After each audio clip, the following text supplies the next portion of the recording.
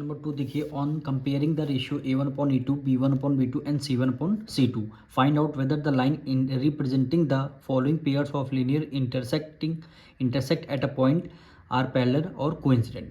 यानी या फिर आपको इंटरसेक्ट लाइन बतानी है, या पैरेलल लाइन बतानी है, या कोइंसिडेंट लाइन आपको बतानी है। तो आपको इक्वेशन आपको गिवन है।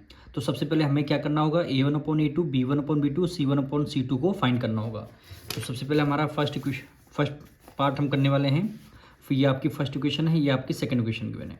तो सबसे पहले हमें क्या करना है, a1/a2 लिखना है। a1/a2, a1 जो है आपका फर्स्ट इक्वेशन का फर्स्ट टर्म होगा, a2 आपका सेकंड इक्वेशन का फर्स्ट टर्म होगा। जैसे a1 आपका यहाँ पे देखिए x का कोफिशिएंट क्या है 5 है, तो आपका a1 हो जाएगा 5, और इधर x का कोफिशिएंट क्या 7 है, ये आपका सेकंड इक्वेशन का फर्स्ट टर्म क्या हो जाएगा a2 हो जाएगा, यानी 5/7 हो गया।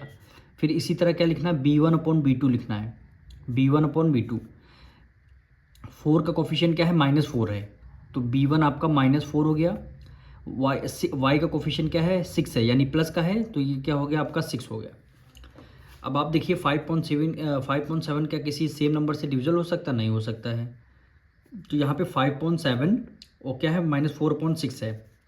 यहाँ पे देखिए 5/7 डज नॉट इक्वल है -4.6 के।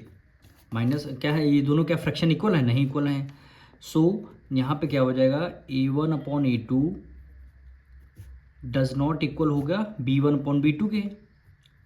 तो ऐसी कंडीशन को हम क्या बोलते हैं, इंटरसेक्टिंग एट अ पॉइंट। क्या बोलेंगे, जब a1/a2 does not equal to b1/b2, क्या बोलेंगे, इंटरसेक्ट एट अ पॉइंट। अब ये आप स्क्रीनशॉट ले सकते हैं। देखिए a1/a2 does not equal to b1/b2, क्या बोलते हैं, इंटरसेक्टिंग लाइन, या कंसिस्टेंट लाइन, या वन सॉल्यूशन, या सिंगल सॉल्यूशन, या यूनिक सॉल्यूशन। ठीक। और सेकंड क्या बोलते हैं, a1/a2 equal to b1/b2 does not equal to c1/c2, क्या बोल सकते हैं, parallel line, inconsistent line, no solution. ठीक। a1/a2 equal to b1/b2 equal to c1/, क्या बोल सकते हैं, कोइंसिडेंट लाइन, कंसिस्टेंट और इनफाइनाइट मैनी सॉल्यूशन। ठीक। तो इसमें हमारी फर्स्ट पार्ट में कौन सी कंडीशन अप्लाई हो, a1/a2 does not equal to b1/b2, यानी क्या बोला, इंटरसेक्टिंग लाइन। तो ये देखिए क्वेश्चन में भी गया इंटरसेक्ट एट अ पॉइंट, यानी a1/a2 does not equal to b1/, क्या बोलेंगे, इंटरसेक्ट एट अ पॉइंट। यहाँ पे लिखेंगे इंटरसेक्ट एट अ पॉइंट। ये आपका क्या हो जाएगा, फर्स्ट पार्ट आपका कंप्लीट। इनका सेकंड पार्ट देखिए, 9x + 3y + 12 = 0, 18x + 6y + 24 = 0 आ गया। इसमें से सबसे पहले हमें क्या करना है, a1/a2 लिखना है।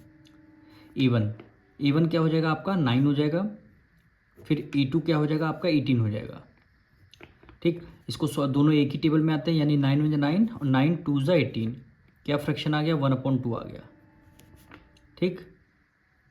अब हम क्या करेंगे, b1/b2 को फाइंड करना है। b1 क्या हो जाएगा आपका 3 हो जाएगा, और b2 आपका क्या हो जाएगा 6 हो जाएगा। डिविजल करेंगे, 3 × 1 = 3, 3 × 2 = 6, इसमें भी फ्रैक्शन 1/2 आ गया। देखिए a1/a2 1/2, b1/b2 भी 1/2। अगर इक्वल आ रहे हैं तो हमें क्या करना होगा, c1/c2 भी निकालना होगा। c1/c2, c1 क्या हो जाएगा आपका 12 हो जाएगा, और c2 आपका 24, दोनों एक टेबल में आते हैं, 12 × 12 और 12 × 2 = 24, 1/2। देखिए a1/a2 भी 1/2, b1/b2 भी 1/2, c1/c2 भी 1/2। तो यहाँ पे लिख देंगे 1/2 इक्वल हो गया 1/2 इक्वल हो गया 1/2। ठीक। तो इसमें करेंगे, सो तीनों कंडीशन सेटिस्फाई कर रही हैं, यानी हमारी a1/a2 ठीक इक्वल हो रहा है b1/b2 इक्वल हो रहा है c1/c2 इक्वल हो रहा है c1/c2। तो क्वेश्चन में क्या बोला, इंटरसेक्ट पॉइंट होगा नहीं, पैरेलल लाइन होंगी नहीं, तो क्या हो, कोइंसिडेंट लाइन। कोइंसिडेंट लाइन यानी a1/a2 equal to b1/b2 equal to c1/c2, क्या लिखेंगे, कोइंसिडेंट लाइन, कोइंसिडेंट लाइन। यही क्या हो जाएगा, आपका आंसर हो जाएगा। इसका हम थर्ड पार्ट करेंगे, 6x - 3y + 10 = 0, 2x - y + 9 = 0। सबसे पहले हम क्या करेंगे, a1/a2 लिखेंगे। a1/a2, a1 कितना हो गया 6 हो गया, a2 आपका कितना हो जाएगा 2 हो जाएगा। दोनों सेम नंबर से डिविजल कर देंगे, 2 × 2 और 2 × 3 = 6। a1/a2 कितना आ गया, 3/1 आ गया। ठीक।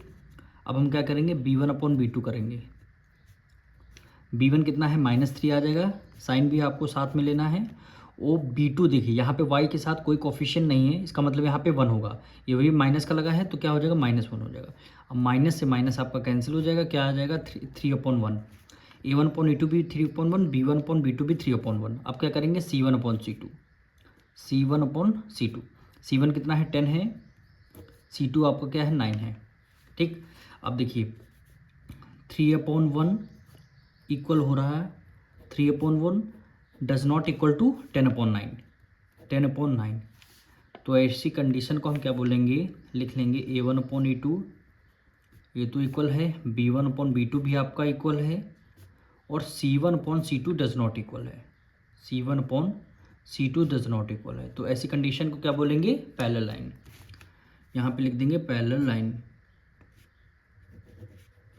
Parallel line. यही क्या हो जाएगा, आपका आंसर हो जाएगा।